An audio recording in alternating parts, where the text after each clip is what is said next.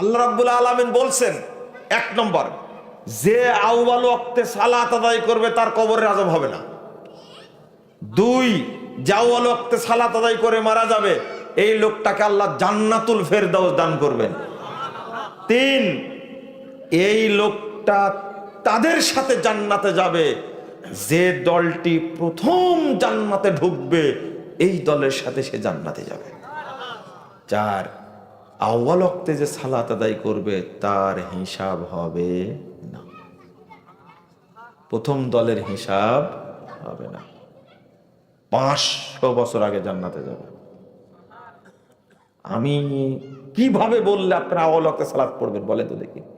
বাংলাদেশের ট্র্যাডিশনে চলবে না।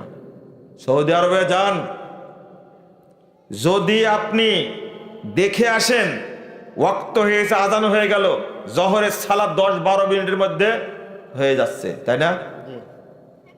দেখেন, প্রতি বছর উমরাতে যায়, হজে যায়, কয়বার করে যায় বছরে আল্লাহ ভালো জানে, জিজ্ঞেস করেন তো। ওখান থেকে হাজী সাহেব আসলেন, আপনি মসজিদের ইমামকে জিজ্ঞেস করলেন না কেন, হাজী ইমাম সাহেব ঘটনা কি বলেন তো?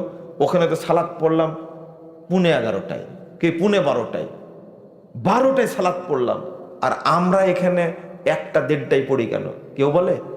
কেউ বলে না। আউয়াল ওয়াক্তে সালাত পড়ার চেষ্টা করেন।